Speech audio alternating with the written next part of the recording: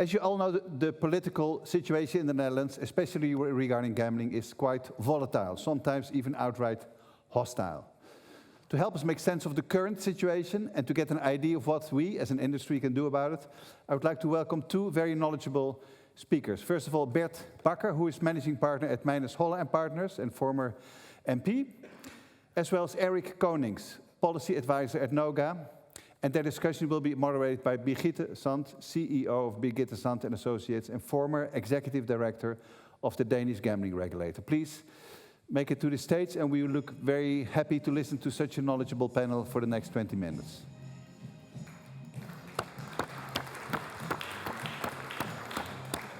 Back to the right, please. Yes.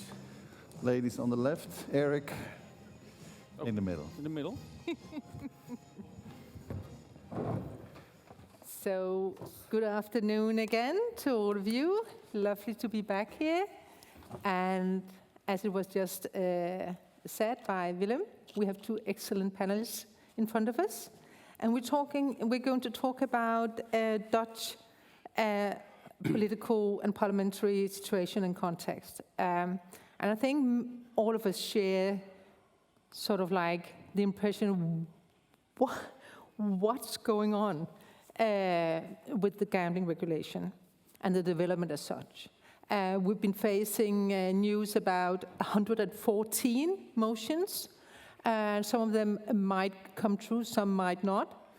But still, it's a pretty newly regulated market we're looking at. And all of this going on already.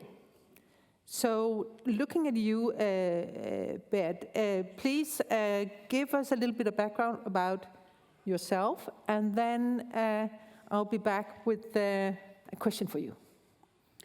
Sure, thank you. Bert Bakker, my name is.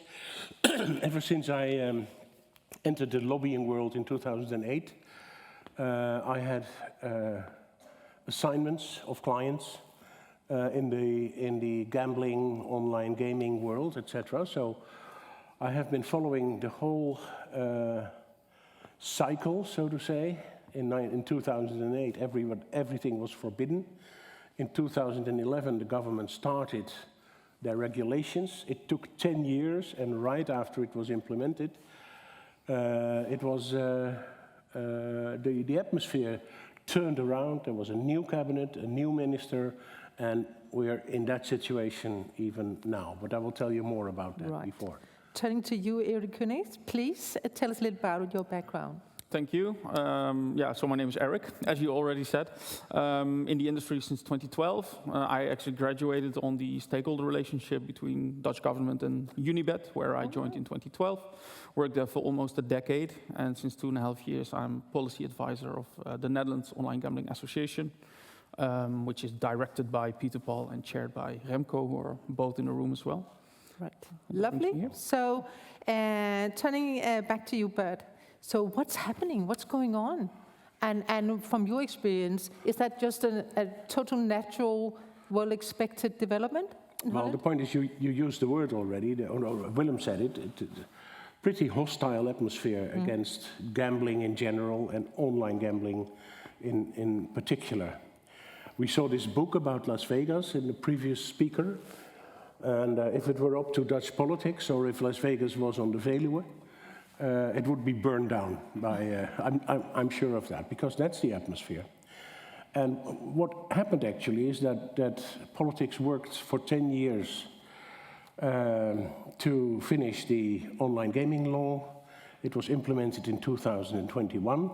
Like in every country where the market opens up, we had a lot of commercials. Many politicians and many people in the public were irritated by that. And immediately, of course, the parliament jumped onto that.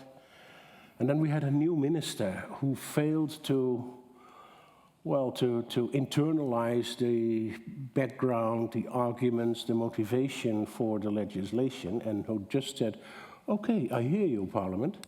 I have no arguments, I will listen to you. So he started turning down possibilities of advertising on television, on sponsoring, etc. But as that goes, Parliament is never content because satisfied because it was nothing of a rational discussion anymore. Not even not in 2021, but surely not in 2024. It's purely emotions, and emotions are what drives politicians. But sometimes you hope that some rational arguments, like what is then actually going on when it comes to addiction or when it comes to the number of players, etc., would play a role in the discussion. Well, it doesn't. And the last thing we had was a wish list of 10 motions of Parliament. Now, luckily, it's just a wish list, but these motions have very far-going wishes, and one should realize that the government that is about now been formed has at least one party in it who wants to withdraw the whole legislation and regulation of the online gaming market. So it will very much depend on how the new cabinet will act and discuss, and which persons will do it, what will actually happen. I don't think the current minister will still make any decisions.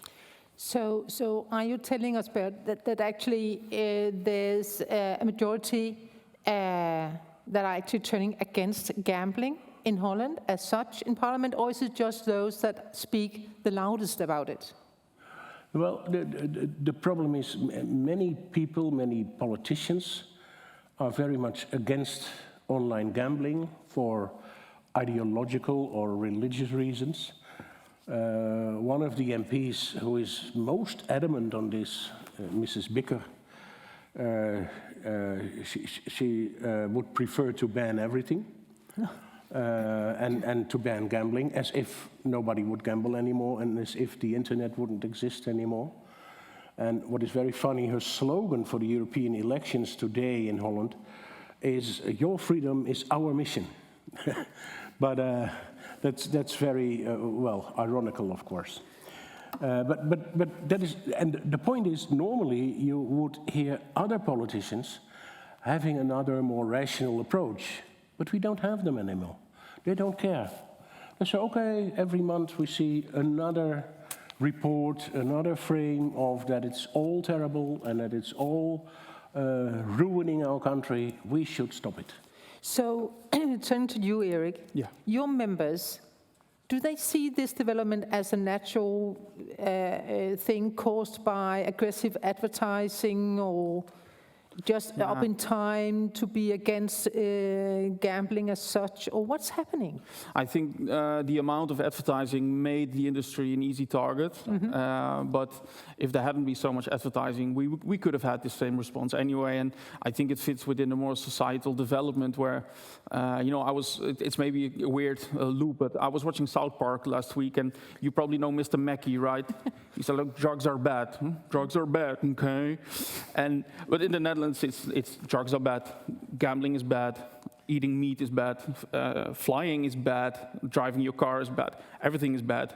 And within that, let's say, societal feeling or sphere, it's really difficult to bring across arguments why having a license system in place is a good thing. So I agree with Bert. It's a combination of having, well, limited to no friends in The Hague, and secondly, sort of wind that is blowing through the Netherlands, which is just ban this, ban that, ban everything. But it's very political. The point is, in general, leaving alone gambling, but in general, politicians have the tendency to start. Before elections, they say, of course, we're going to listen to you. And we come to all these places in the country, and we say hi, and we listen to what you want. And then they enter Brussels, and they take a glass of water, and then they are permanently infected by this virus, wanting to re-educate you, wanting to patronize you, wanting to decide things for you. And then they start banning all kinds of things. You see it everywhere when it comes to alcohol or tobacco or whatever. Everything that is fun is banned. And now gambling, which is fun, right? just not for some people, but in general it's fun. But it's not your own responsibility anymore whether you gamble or not. It's a responsibility taken over by Parliament because we don't know, and they know. And that's a very odd situation, and we see this a lot in Holland, and we see it most in particular now in the gambling discussion. And hopefully there will be a new minister in the new situation, in the new cabinet, who has a bit more heart and brain on gambling. So just to catch on upon that again, tax race. A tax race? It's quite a new market as such, with the new regulatory model anyways. Of course, the market was there also before then, right? But in a regulatory sense of it, it's quite a new market. It's not that often you see tax races that quickly. No. Yeah. The good thing is, it's only 7.3%. So the effective tax rate is only going to be 40%. So we're nowhere near communist situation yet. So there's 60% more to gain. So. But the government was looking for a budget, and they believe they will get the money partly from a tax raise. Is that a fair assumption that's okay to do so? There is no motivation whatsoever in the agreement amongst the parties. The only motivation is budget, and they needed 200 million to get the financial balance, and I'm sure that somebody at the table, maybe the Christian guy, Dijkgraaf, or other people, said, well, why not a gaming tax? So they said plus 7.3, and nobody is caring about the effects of such things on the balance between channelization or illegal market, etc., or on will this money actually reach the government, or will it have all kinds of other effects?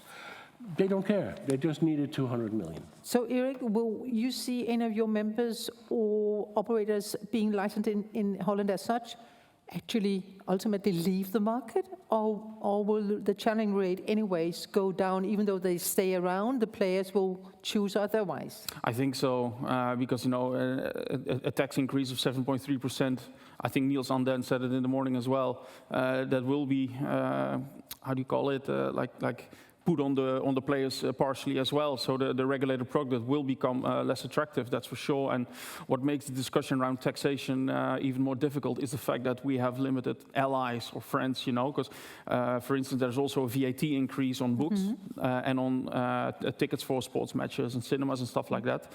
And you see a very broad response there. So there's a coalition of sports federations, publishers, theaters, etc., and they all say, think again, this is bad for culture, etc., etc. For gambling, it would be really difficult to organize that kind of, let's say, society-wide support for. But you have little allies, few allies. I agree, but you're divided yourself as well. And this is already going on for a couple of years, and I have always pleaded for a joint story. You should be there in the discussion. And I know when you call a politician, he or she is very likely to say, "Oh, I know your story. I know your blah blah blah. I don't have to hear it because that's what we all experience." But that's not enough. You need to have and produce a story. And if the division between groups, offline, online, lotteries, etc., your head will be cut off, all of you. So you need a joint story, and you need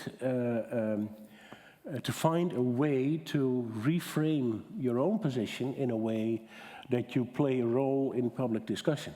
So, facing can I add something to yes, that? of course. To echo what Bert is saying, I agree with it. On our website at NOGA, there's a form. As a license holder, you can fill in, and you can become a member, and we can represent all of you. So, sorry. Good. No, that's okay. That's what the stages are for as well. Okay. We have such a form as well on our website. And you can get my card. It's the same form. So. And so, facing an incoming government, what can we expect? apart from tax raise, maybe, some of the motions coming through Senate and new minister and so forth, if that happens, will they be approachable as such? Even if you stood more united and spoke your case and based on data and so forth, the things that you are telling me that you would, and all of us, that you would love to see happening, a more united approach, would the government be listening to that? And do you think that they would be approachable in the future? It depends a bit. When it comes to the tax rate, it's in the headline agreement, so they will start implementing it unless somebody gives them a better idea. And if I were involved in it, I would try to bring them to another idea. I mean, tax levels are way too high for online and for casino gambling, etc. But when it comes to lotteries, you have to find them, you know, with a smaller. I'm not popular here at the postcode lottery, but I'm not sure whether they are here. So if they are, I will notice. But so that's taxes. Second thing is that in the law, a mandatory evaluation takes place in the second half of this year. And what comes out of that should rationally play a big role. But rationality is not playing a big role at all in the discussion. So hopefully, and that's the third point, the minister that will be put in place in a couple of weeks will be somebody who cares about the law and who cares about the field, and he doesn't, wouldn't do all kinds of blunt things just listening to Parliament, but having his or her own position. Right. Now, when it comes to that, it's hard to predict. It can go either way. I mean, I'm from The Hague, so we hear names, etc. And the names we hear are either somebody from NSC or somebody asked by PVV for the Justice Department. And that makes a huge difference because, well, without mentioning them, I think you can think of certain people in place there. And that makes a huge difference. One is positive, agrees, thinks that people have their own responsibility as well, instead of the state having to arrange everything. And the other one says we should withdraw the law immediately. Birgitte, Eric, Bert, thank you very much for joining us here. Pleasure.